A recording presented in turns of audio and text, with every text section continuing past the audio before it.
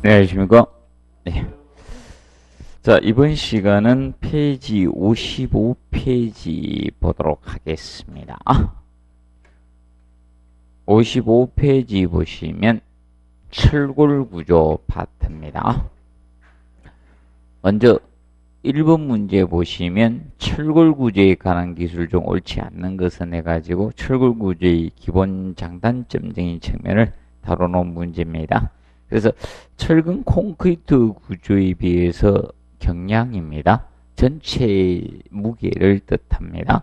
그래서 보통 철골은 적은 단면으로 큰 하중을 받을 수 있기 때문에 단면을 축소할 수가 있습니다. 그래서 철근 콘크리트 구조에 비해서 전체 무게가 가벼워진 경량화될 수 있고요. 그 다음에 2번 수평력에 대해서는 강합니다. 그래서 이제 철골 구조는 내진적인 구조는 됩니다. 철골 구조는. 그래서 이제 철골 구조가 주의할 점은, 자, 이것은 고열에 약하다 했습니다. 고열에 약하기 때문에, 일반적으로, 내하 피복이 필요한 구조라 했습니다. 내하 피복이, 자, 필요하고, 그리고, 무슨 보통 가늘고 길게 뽑기 때문에 뭐가 약하다? 자굴 현상, 자굴에 대한 고려가 필요하다 했습니다. 예, 자굴에 대한 이 고려가 필요하다는 거, 이것은 기본적으로 베이스로 좀 잡아두셔야 됩니다. 그리고 그래서 3번은 OX, X입니다. 그래서 고열에 강하며 내화성이 높다 해서 지문은 틀렸고요. 그 다음에 이제 대규모 건축물이 가능합니다. 자, 근데 이제 철골 구조는 특징적인 측면에서, 장점적인 측면으로 봐두실 거, 장점 개념으로 봐둘 것은, 첫째, 인성은 우수하죠. 인성이 우수합니다. 그래서 보통 하중이 작용했을 때, 자, 변형은 발생되더라도 파괴는 잘 안 됩니다. 그래서 인성이 우수하고요. 인성이 우수하고, 그 다음에 연성적인 측면이 좋죠. 그래서 보통, 이제, 콘크리트는 약간 특히 고강도 콘크리트 이런 것은 약간 치성 성향이 강하지만 얘는 연성이 좋습니다. 그리고, 소성 변형 능력이 크다는 거. 소성 변형 능력이 크다는 거, 이런 것은 장점으로 잡는다는 점을 우리가 알아두시면 되겠습니다. 그 다음에 2번 문제 보시면 1번 강제의 특성에 대한 내용 중 가장 적합하지 않은 것들가 나왔습니다. 그래서 이제 600도씨 전후 정도 온다던 강도의 항복 강도의 2분의 1 정도가 떨어지게 됩니다. 그리고 온도가 낮아지면 치성 성향이 두드러집니다. 특히 극초온이 됐을 때 치성 성향이 띨니다. 그래서 보통 LNG 운반선 이런 경우는 이제 치성 성향이 강하기 때문에 일반 강제를 사용할 수가 없습니다. 그래서 보통 망간을 넣은 특수강을 쓰게 됩니다. 그리고 두께가 두kul수록 항복 강도가 증가된다. 그래서 3번, 4번이 같은 지문 형태로 써놓은 겁니다, 사실. 둘 다 항복 강도 써놓으면 눈치챌까봐 다르게 써놨는데, 자, 보통 이겁니다. 강제의 항복 강도는, 사실, 강제의 강도는 탄소 함유량하고 영향이 있습니다. 탄소 함유량. 그래서 이제, 보통 탄소 함유량이 보통 증가하면 이 강도, 항복 강도나 강제의 강도는 증가가 됩니다. 보통 함유량이 증가되면 강도는 증가를 가져옵니다. 그런데 탄소 함유량이 증가되면 용접성은 떨어집니다. 용접성은 떨어지고 강도는 증가된다는 측면을 우리가 알아두시면 되겠습니다.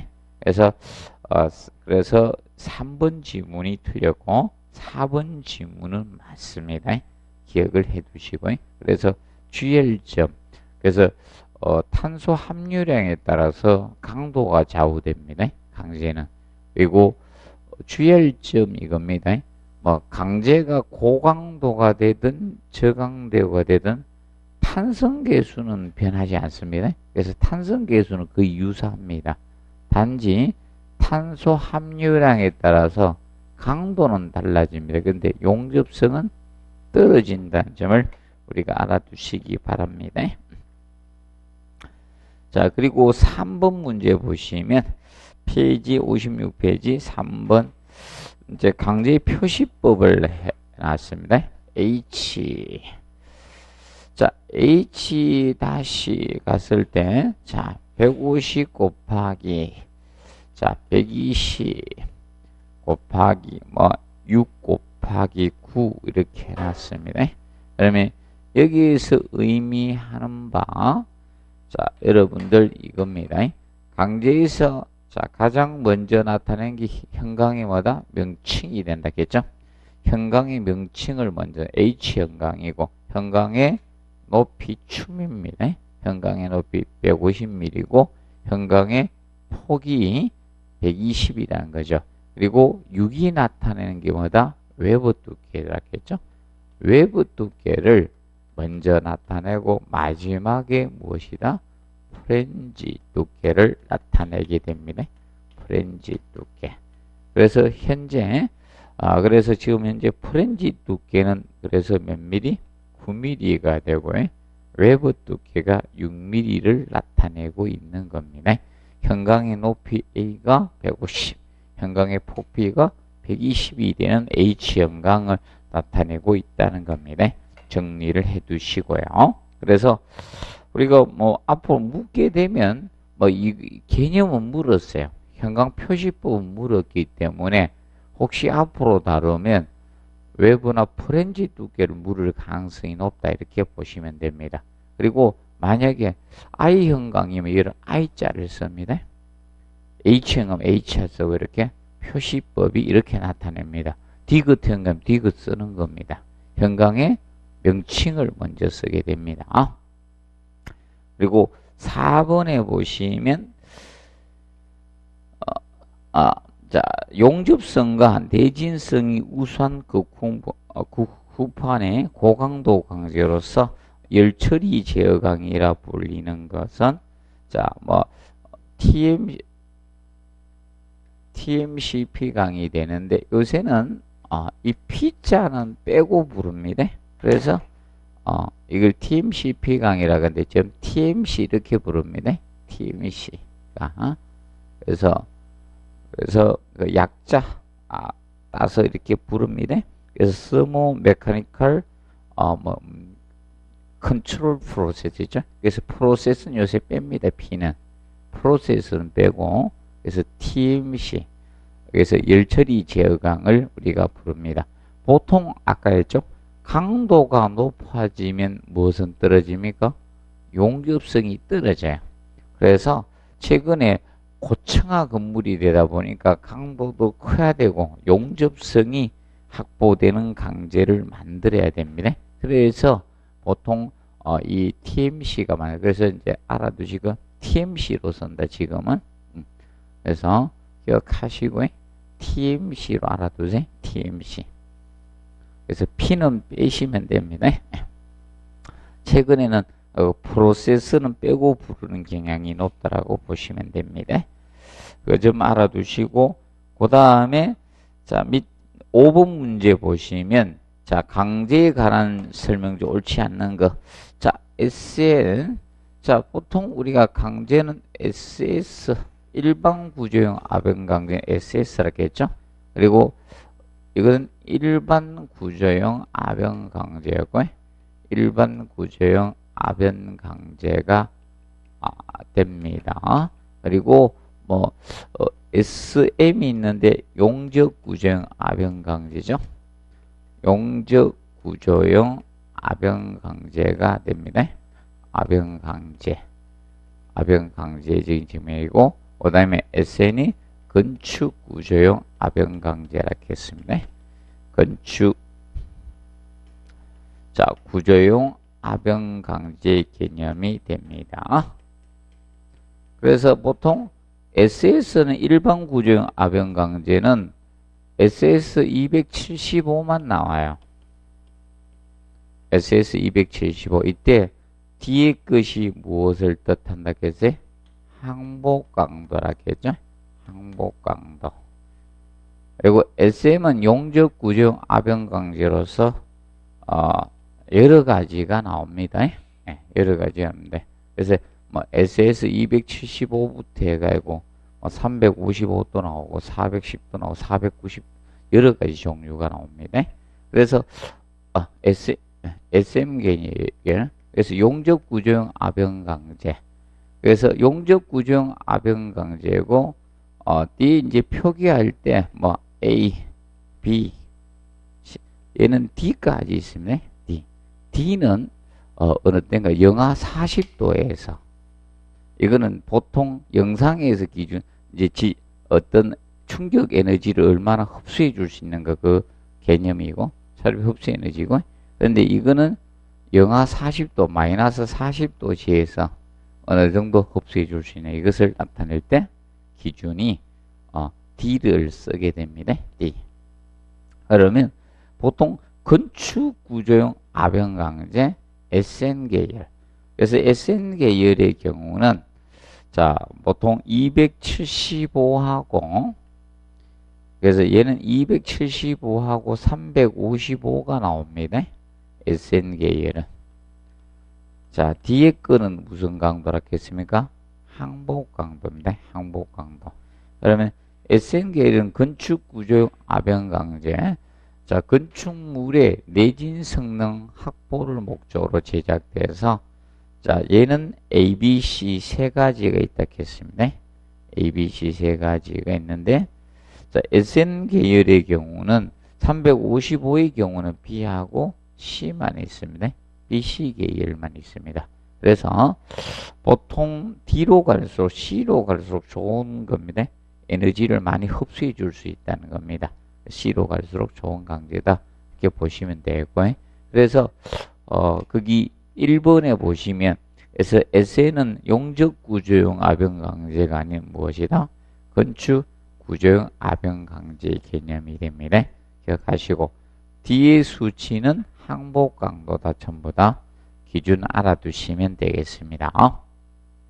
그리고 2번에 고강도 강제는 일반 강제에 비해서 항복 강도가 높습니다. 항복 강도는 높아요. 그런데 탄성 계수가 커지는 건 아니에요. 탄성 계수는 유사합니다.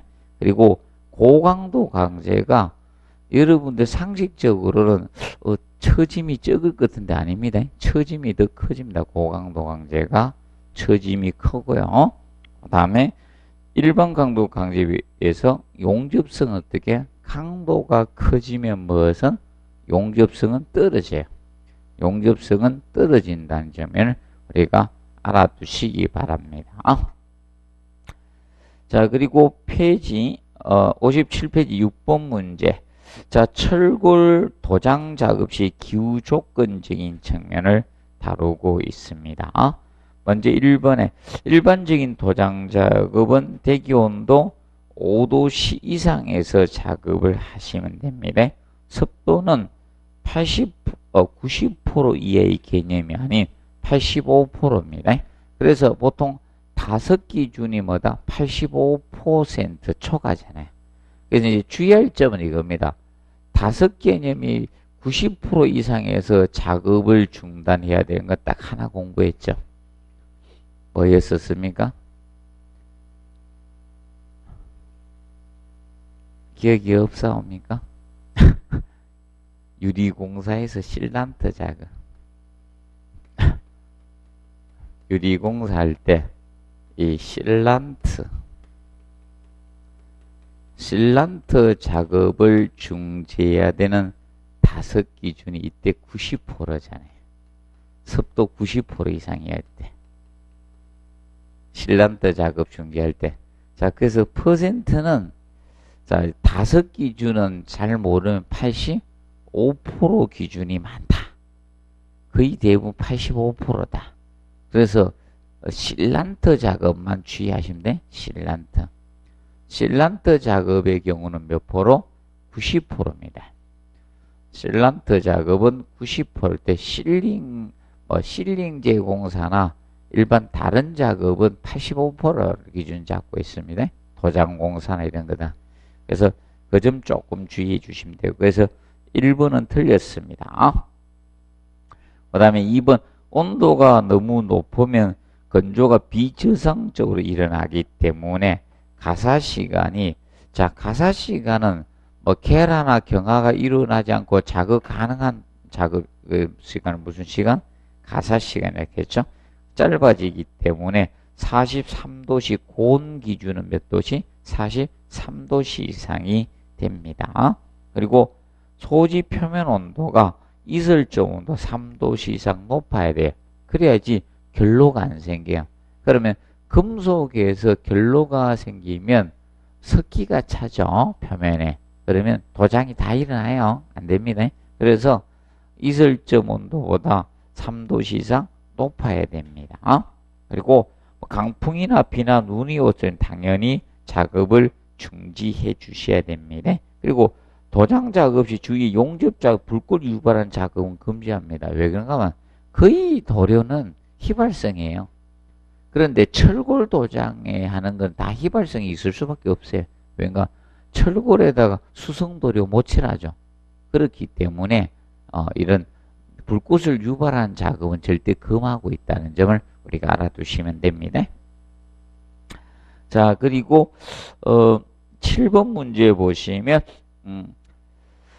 철골 공사에 관한 설명이 가장 적합하지 않은 거겠죠. 그래서 모재 표면 온도가 0도씨 미만인 경우는 우리가 예열을 해주라는 겁니다. 20도씨 이상으로. 보통 예열을 하면 용접성은 좋아지죠. 그래서 예열을 해주라는 거고요.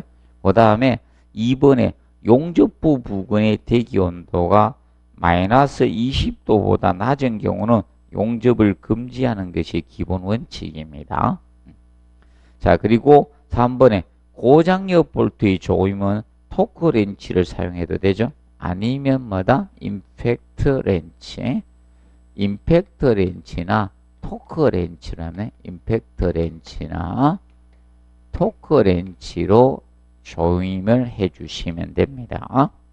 그 다음에 자 4번에 조립에서 몇 맞춤 되는 뭐 미리 녹막이칠을 할 필요가 없습니다.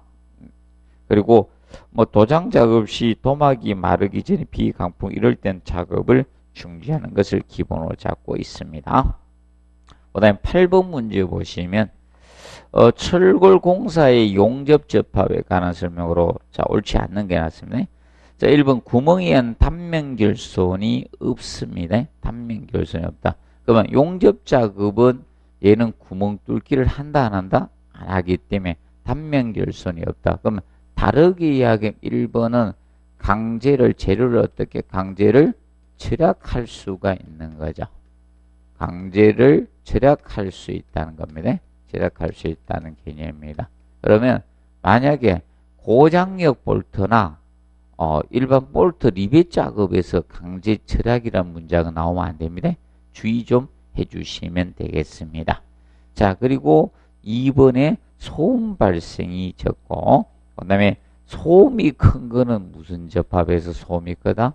리벳 접합에 소음이 큰 것은 리벳입니다.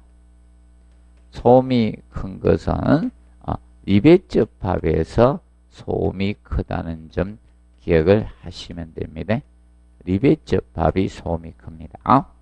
그리고 용접공의 숙련도에 따라서 품질이 좌우될 수밖에 없습니다. 왜 그런가 하면 용접공이 누구에 따라 영향을 많이 받습니다. 그리고 용접에 열에 의한 부재의 변형이 생기기 쉽죠. 열을 가해하다 보니까. 그리고 결함부 검사가 쉽다 해서 OX, X입니다. 용접은 결함부가 됩니까? 검사가 어렵습니다. 유광 검사 가지고 다 안 됩니다. 그래서 자 우리가 비파괴 시험을 통해서 용접부 자, 이 나중에 비파괴 검사법에 뭐 대표적으로 있었던 게 이것이 있었죠. 그래서 초음파 탐상법이 있었습니다. 초음파 탐상법 개념이 있었고, 그 다음에 방사선 투과법이 있고, 그 다음에 자기분말 탐상법이 있었습니다. 자기분말 탐상법, 그리고 침투 탐상법이 있습니다. 자, 침투 탐상법이 있습니다. 침투 탐상법. 자, 그래서 현재 이 두 가지는 무엇이다? 내부 결함입니다. 두 가지는 내부 결함 발견에 사용이 되고요. 그 다음에 자, 자기분말 탐상법과 침투 탐상법은 표면결함에 주로 사용됩니다. 이거는 표면결함. 육안으로 보이지 않는 표면결함 발견하는데 많이 씁니다. 이 중에서 장비가 소형인 것은 예죠. 특징이 초음파 탐상법은 장비가 소형입니다. 장비가 소형이니까 기동성적인 측면은 좋겠죠? 소형이에요. 그런데 자기분말 탐상법, 얘가 장비가 대형이에요. 장비가 대형인 것은 자기분말 탐상법이 대형입니다. 그리고 이 초음파 탐상법은 우리가 알아두실 것이, 이건 두꺼운 무게는 어떻게? 어려워요. 그래서 여러분들 두꺼운 사람들 초음파 보기 힘듭니다. 너무 살이 많이 찌신 분이죠. 그래서 이거는 두꺼운 부재가 안 돼. 두꺼운 부재는 어렵습니다. 두꺼운 부재는 어려워요. 그 반면에 방사선 투과법이 뭐다? 이게 두꺼운 부재 쓸 수 있지. 이 두꺼운 부재에 할 수 있는 것이 방사선 투과법 개념이 됩니다. 정리를 하시고요. 그래서 엑스레이는요, 아무리 두꺼운 사람도 엑스레이 다 찍습니다. 그렇게 보시면 되겠습니다. 기본적으로 정리를 해 두시고요. 그래서 검사법이 쉽지 않습니다. 측면 기억해 놓으시고, 그 다음에 그 측면을 자 정리해 두시고요. 그 다음에 밑에 9번 문제 보시면, 9번 문제, 자, 리벳 접합에 관한 설명을 옳지 않는 거. 먼저 1번은 리벳은 허용 내력은 리벳 직경에 따라서 산정을 합니다. 자, 리벳이 리벳은 간단히만 해놓으십시오. 자, 리벳 접합은 이거는 전단 접합이거든요. 리벳 접합이 전단 접합입니다. 전단 접합. 그래서 보통 리벳은 이게입니다. 자, 부재가 있을 때 구멍을 뚫어 가지고, 구멍을 뚫어서 여기에다 리베팅을 했습니다. 리벳을 넣고 가열한 리벳 때려서 머리 모양을 만들어서 하거든요. 그럼 리벳이 있을 때 리벳이 전단력을 받아요. 여기서 양쪽 힘이 작용이 되면 이 리벳이 전단력을 받아요. 리벳이 전단력을 받기 때문에 자, 리벳 직경이 얼마에 따라서 틀려지는 거예요. 그래서 리벳은 허용 내력 리벳 직경에 대해서 산정을 하게 됩니다. 그리고 2번에 구조상 중요한 부재나 단부의 체계는 리벳은 최소 개수는 2개 이상으로 최소한 해 주셔야 됩니다. 그리고 리벳 접합의 판 두께의 총합은 일반적으로 리벳 직경의 몇 배? 그립 제한을 둔다겠죠. 5배 이하의 그걸 그립이라고 해요. 총 부재판의 두께를 그립이라고 해요. 그립. 그래서 이제 그립은 직경의 5배 이하가 됩니다. 볼트나 보통 이렇게 하게 되면 리벳을 접합했을 때는 그 직경의 5배 이하로 판 두께를 제한을 줍니다. 그럼 예를 들어서 리벳 직경이 20mm를 썼다는 겁니다. 그럼 총 접합할 수 있는 판의 두께는 100mm 정도까지가 원칙이다. 특별히 규정이 없을 때. 자, 봐두시고. 그 다음에 그 점을 기억을 해 두시기 바랍니다. 그리고 모멘트, 힘을 받내죠. 부재의 접합부에서는 전단 리벳의 응력은 리벳군 중심으로부터 거리에 비례하게 됩니다. 그리고 5번에 제축 방향의 리벳 중심선을 게이지 라인이라고 합니다. 그러면 뭐 간단히 기억하십시오. 리벳은 너무 열심히 하면 안 돼. 뭐 자, 이겁니다. 이렇게 리베팅을 이렇게 했습니다. 리벳을 이렇게 구멍 뚫어서 박았어요. 그러면 이 제축 방향의 리벳 중심선 이겁니다. 이걸 게이지 라인이라 한다는 거예요. 이것이 게이지 라인 개념이 된다네. 게이지 라인이다 이게. 그럼 나중에 요거하고 여기 게이지가 되는 거예요. 그래서 5번에 의미하는 게이지 라인은 바로 이겁니다. 게이지 라인 이거고 여기 이제 게이지가 되는 거예요. 게이지가 되고 그 다음에 여기에서 오고 간의 거리 여기 피치입니다. 이게 피치가 되고 그 다음에 여기서 여기까지가 연단거리가 됩니다. 이게 연단거리 개념이 됩니다. 자, 그 다음에 10번 문제 보시면 뭐 철골 구조 접합부 중 볼트 조임에 대해서 해놨습니다. 볼트 조임에 관한 설명 중 옳지 않는가. 자, 1번 모든 볼트 머리와 너트에 각각의 자, 와시 한 개씩 끼우고 너트를 회전시켜서 조임해 주시면 됩니다. 근데 이제 주의할 점 다만 토크 전당형 고장력 볼트 있죠. 얘는 토크 전단형 고장력 볼트가 특수 고장력 볼트예요. 특수 고장력 볼트 이것이 토크 전단형 고장력 볼트가 됩니다. 그래서 너트 측에만 와시 한 개 넣어주시면 돼요. 자, 보통 고장력 볼트 세트가 어떻게 되는가 하면 고장력 볼트 세트가 기본적으로 이겁니다. 자, 볼트 하나에 볼트 한 개에 너트 한 개, 와시어 두 개가 기본이에요. 일반 세트는.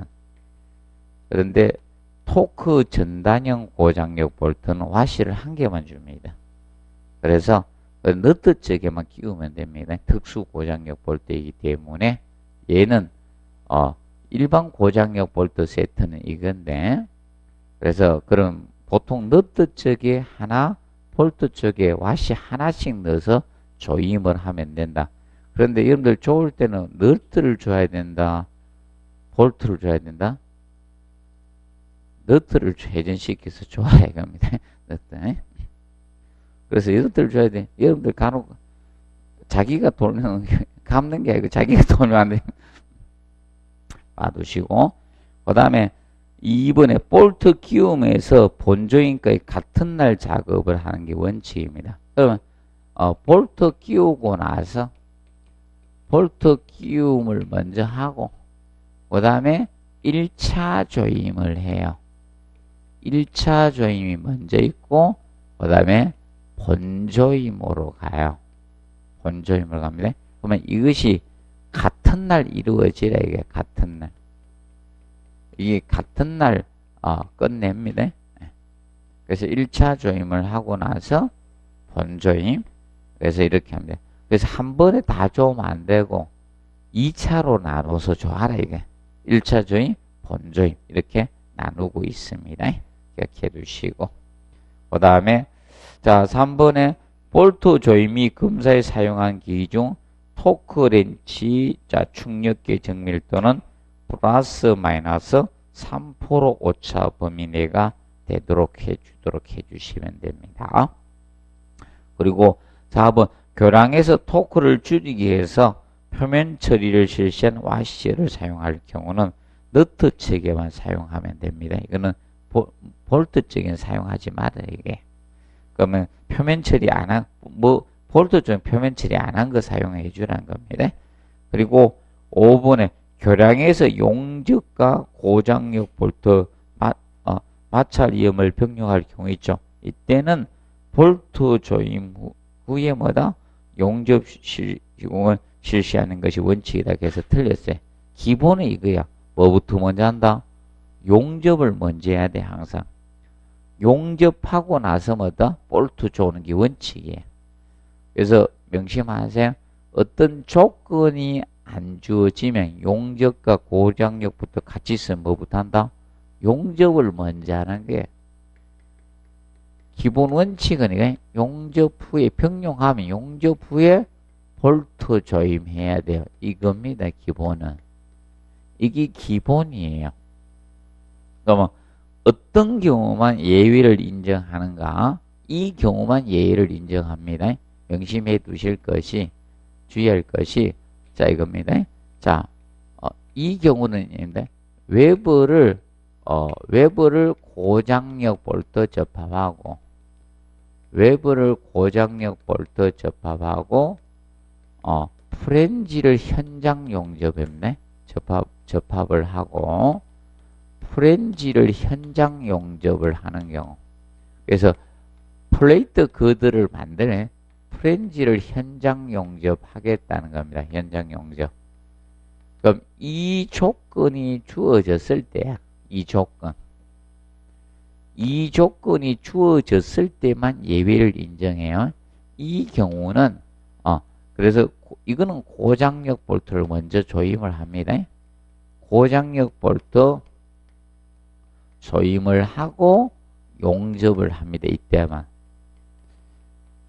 이때만 예외를 인정하는 거예요.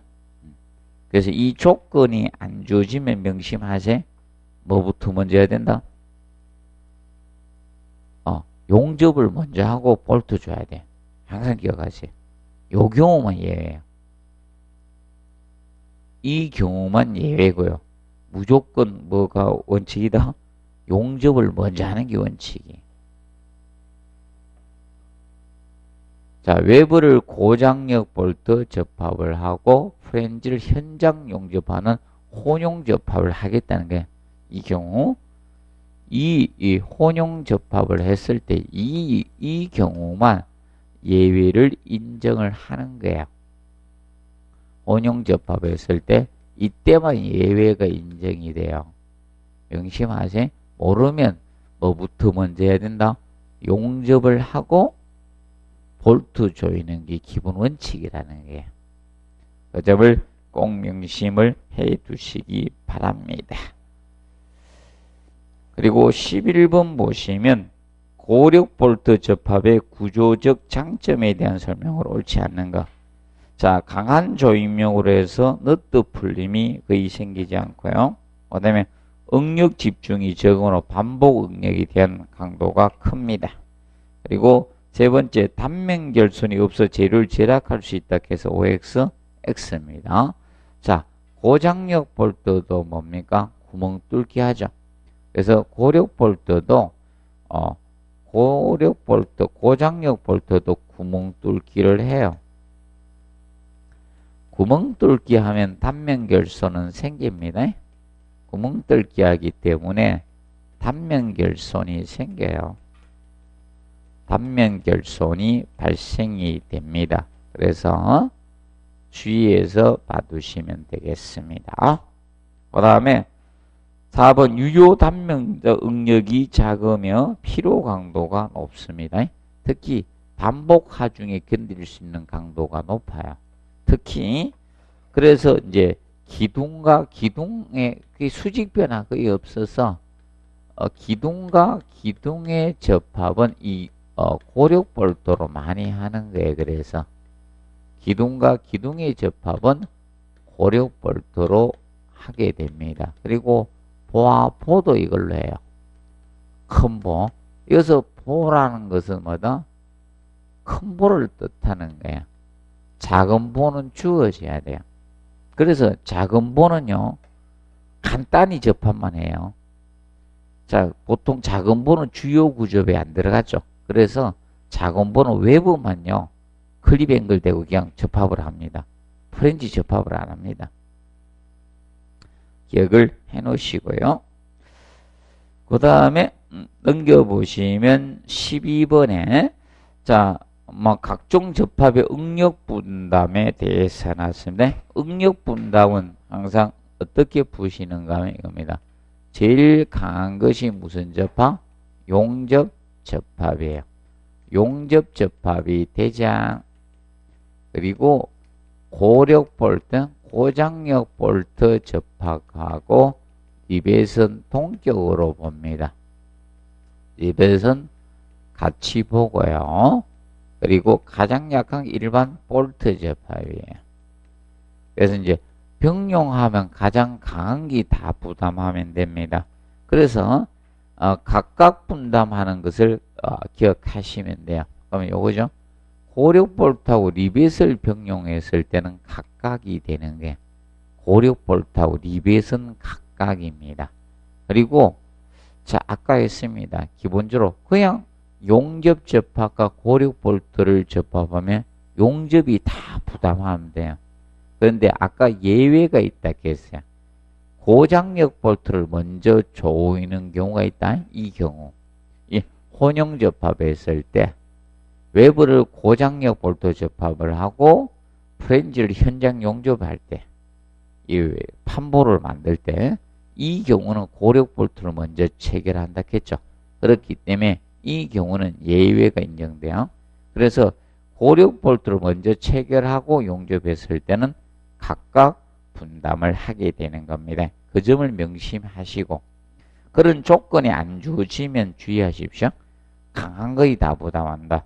그래서 4번에 보시면 용접과 고력 볼트를 병용시는 이 경우는 누가 분담한다? 용접이 다 분담을 하는 거예요. 그래서 5번하고 헷갈리면 안 된다. 고력 볼트를 먼저 체결 후에 용접했을 때는 어떻게?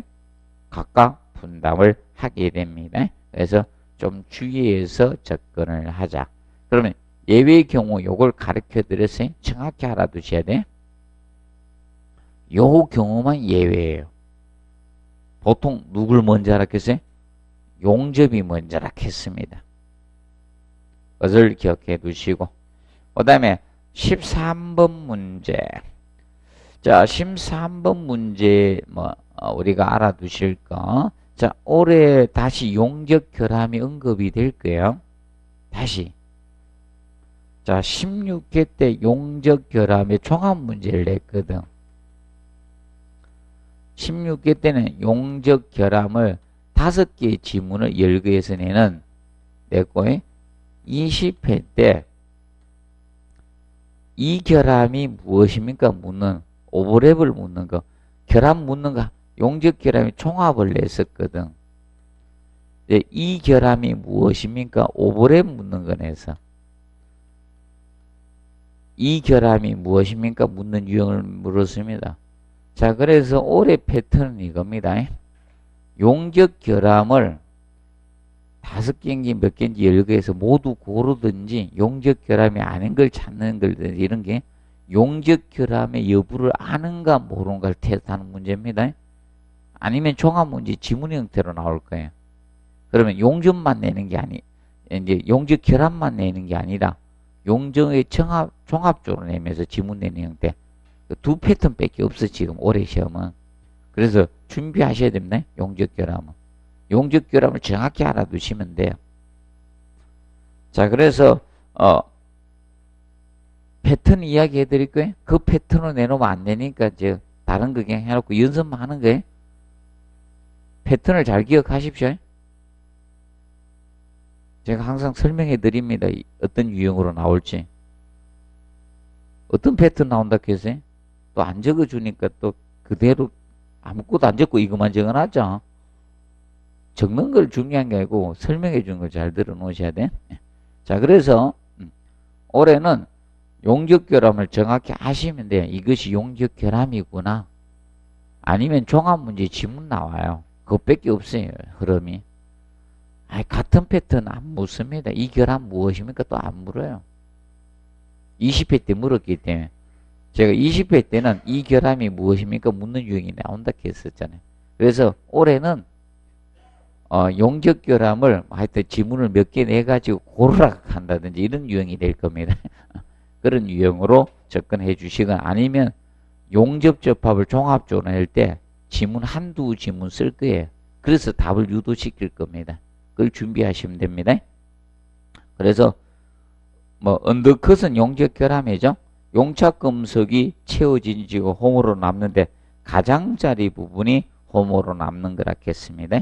그리고 피트는 용접 표면에 작은 구멍이 생기는 것을 피트라 했죠. 사실 피트는 블로홀이 뭐였습니까? 공기구멍이었죠.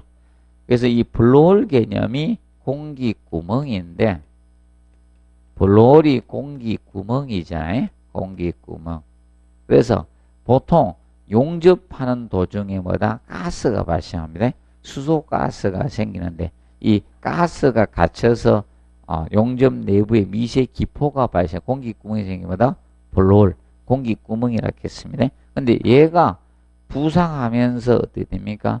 터지면서 표면에 작은 구멍이 생기는 걸 피트라고 했습니다. 피트. 그리고 크레이트는 비드 끝부분이 오목하게 파진 거 아니면 용접층 끝부분이 오목하게 파진 것이 무엇이다? 움푹 패인 부분이 크레이트. 크레이트는 사실 생긴 모양 때문에 크레이트라 칭해졌어요. 그 항아리 모양처럼 생겼다. 이게 분화구 모양. 오목하게 파진 모양이 뭐처럼 분화구 또는 항아리 모양이다. 이렇게 표현합니다. 항아리. 그래서 이 분화구 항아리 모양처럼 생겼다고 해서 칭해진 것이 크레이터입니다. 그래서 크레이터를 방지하기 위해서 했던 게 뭡니까? 엔드탭이었습니다. 엔드탭. 그래서 밑에 해설에 보면 언더컷 있고 용이 부족, 크레이트, 오버랩, 슬래그 스킴, 블로홀, 피트, PCI죠. 그리고 크랙이 돼 있겠죠. 크랙, 균열. 크랙은 균열 간 거고, 균열. 크랙은 균열 간 것이고, 이번 알아두시면 되겠습니다. 자, 그리고 14번, 강구조 용접에서 용접 결함에 관한 용어와 거리가 먼 것 해놨습니다. 자, 엔드탭은 뭐였습니까? 용접의 시작점과 종점이죠. 종료점에 대해서 용접 결함을 방지하기 위해서 되어주는 보조 강판이었죠. 얘는 용접 결함은 아니고요. 용접 결함에 해당되는 것은 아니고 용접 결함을 방지하기 위해서 용접의 시작점, 시점과 종점이죠. 종료점에 되어주는 보조 강판이 엔드 탭 개념이 됩니다. 그리고 블로홀은 공기구멍이었죠. 용접 내부에 미세 기포가 발생, 공기구멍 생기는 거고요. 자, 용이 부족 현상은 루트부까지 용착금 채워지지 않고 허물없는 것이 용이 부족 현상. 언더컷, 크레이트는 용접 결함이 맞죠? 그런데 엔드탭은 용접 결함이 아닙니다. 기억을 해 두시고요. 그 다음에 15번에 용접에 관한 기술 중 옳지 않는 것 됐습니다. 자, 뒷댐제는 자, 맞대기 용접이 뭐라 했습니까? 그루브 용접이라 했네. 맞대기 용접 또는 그루브 용접이라고 했습니다. 그래서 용익금속의 용락을 방지할 목적으로 루트 뒷면에 받쳐주는 것을 자, 뒷댐제였죠. 자, 이 개념이 뒷댐제였죠. 자, 이걸 기억하시면 되겠습니다. 이렇게 해서 어디에다 대어주는 거? 여기에다 대어주는 거. 루트 뒷부분에 이것이 뒷댐제였습니다. 뒷댐제. 자, 2번에 그루브는 용착금속을 채워 넣는 뭐다? 홈이 그루브고 얘가 뭐였다? 그루브였죠. 그루브는 홈 또는 개선이었죠. 또는 앞벌림. 두 부재 사이 용착금속을 채워 넣기 위해서 만든 뭐다? 홈이었죠. 홈이 그루브고. 근데 뒤에 보시면 용접선의 교차를 피하기 위해서 한쪽 부재에 설치하는 홈은 뭐라 했습니까? 스켈럽이었죠. 스켈럽. 그래서 자, 2번은 그루브가 아닌 스켈럽에 대한 설명입니다. 구분해 두시고 그 다음에 크레이트는 용접 시 용융지가 그대로 움푹 패인 부분 또는 비드 끝부분이 뭐다? 오목하게 파인 부분 이것을 뭐라 한다? 크레이트라 해요. 그래서 이렇게 쓸 수도 있고 용접 시 용융지가 그대로 응고돼 움푹 패인 부분 또는 비드 끝부분에 어떻게 오목하게 파인 부분이죠. 이렇게 표현할 수 있다. 이것을 크레이트라 해요. 그래서 크레이트를 방지하기 위해서 되어주는 게 뭐라 해서 엔드 탭이었습니다. 엔드 탭 구분해 두시고 그 다음에 가용접은 본용접 전에 부분적으로 조금씩 짧게 용접해 놓은 것을 뭐다? 가용접이라고 합니다. 그래서 우리 옷도 뭡니까? 가봉한다는 말 있었죠. 그럼 볼트 조일 때는 가조임 개념이고 맞죠? 용접은 가용접이라 해요. 가용접. 그리고 5번 메탈 터치는 기둥 이음부만 딱 기억하시면 돼요. 다른 거 막 외우려 하지 말고 메탈 터치가 기둥 이음이에요. 이음. 좀 하나 다 기억해 놓으시면 되겠습니다. 특히 스켈러버하고 크레이트 있죠? 1번, 2번, 3번은 잘 해 놓으셔야 돼. 1번, 2번, 3번은 특히 잘 봐두시고 그 다음에 16번 문제 보시면 자, 철골 구조의 절단 개선 그룹 요거는 뭐 시방서 부분 겁니다. 시방서 부분 혹시나 시험 난이도가 어려워질 걸 대비해서 해놨는데 잘 안 나올 거예요. 그래서 자 그러면 혹시나 여기에서는 꼭 공부해둬야 될 거 답이 중요한 것이 아니라 요것은 저걸 좀 봐놓으세요. 여기 16번에 5번 자 용접 보수의 전체 길이가 모재 단부 길이 몇 프로 초과됐을 때 20%가 초과됐을 때 꼭 체크하세요. 20% 초과됐을 때 다른 재료로 대체해야 되는 그 기준이 몇 프로? 20% 초과합니다. 요 5번만 좀 알아두세요. 잘 안 다루네 이 문제는. 그래서 5번만 잘 기억해 놓으세요. 5번만. 답이 중요한 게 아닙니다. 16번은. 그 다음에 자 17번 맞대기 용접을 한 면으로 실시하는 경우 충분한 용입을 확보하고 용융금속의 용락을 방지할 목적으로 루트 뒷면에 되는 경우마다 뒷댐제였습니다. 그리고 특히 그 3번 엔드 탭은 자 용접 결함을 방지하게 되는 거죠. 엔드 탭 개념은 용접 결함을 방지하기 위해서 용접 결함을 방지하기 위해서 용접의 시점과 종점이죠. 용접의 시작점하고 시작점과 종료점 끝부분이죠. 종료점에 설치하는 보조 강판입니다. 설치하는 보조 강판을 뭐라고 한다? 엔드 탭이라고 했습니다. 엔드 탭. 그리고 커브 플레이트는 뭘 커브 플레이트였어요? 커브 플레이트 덮판이었죠. 자, 커브 플레이트는 덮판이었고, 자, 커브 플레이트 개념은 자 뭐겠습니까? 프렌지의 힘 보강 목적이라 했죠. 프렌지의 힘 모멘트, 힘 보강 목적입니다. 힘 보강 목적으로 덧대어주는 판이 뭐다? 덧판이었고요. 최대 몇 장까지 알아? 4장 이하까지 하고 단면적은 70% 이하라겠죠. 그리고 그 다음에 5번에 보면 뭐다? 데크 플레이트.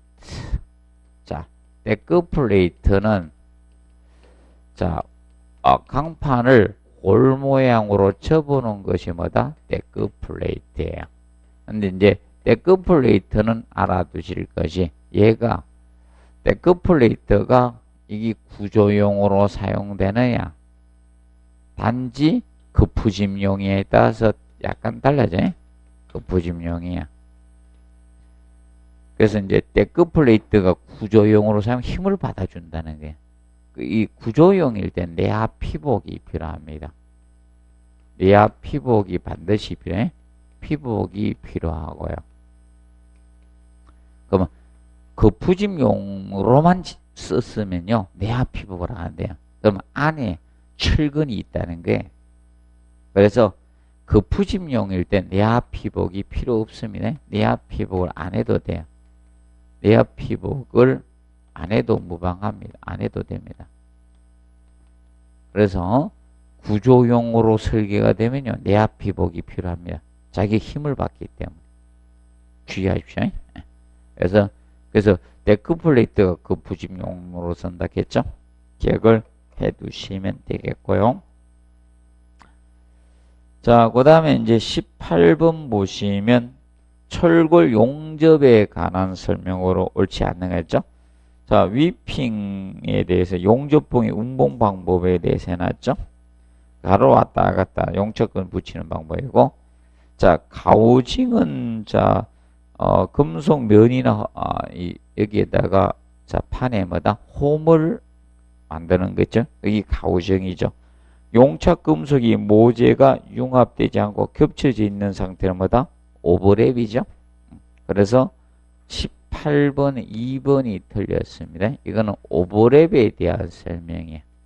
오버랩.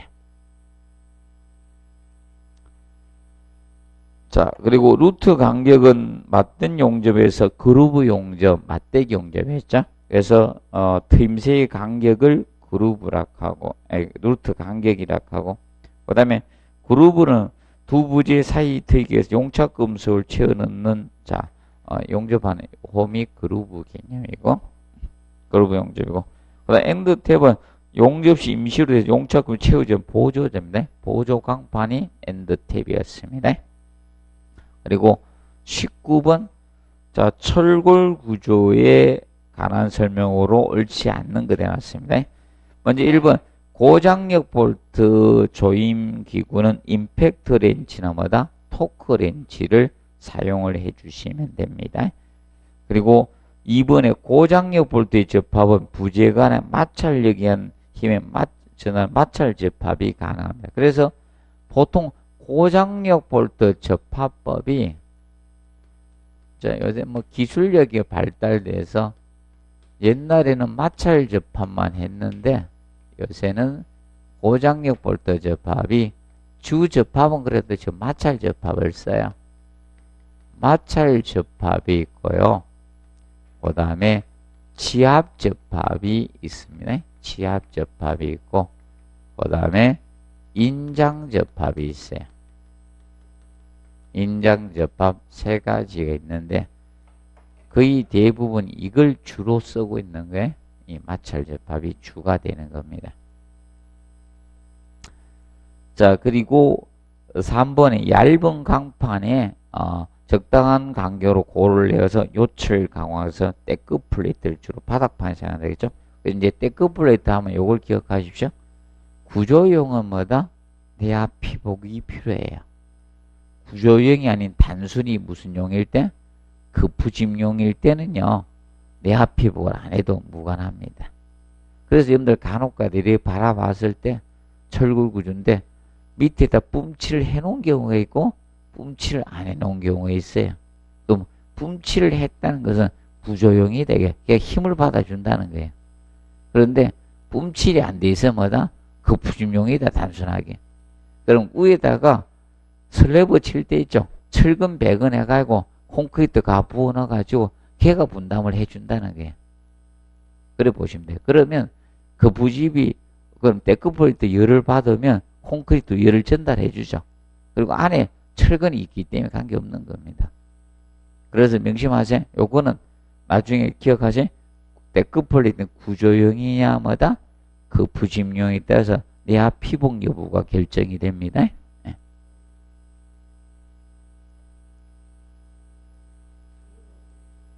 네?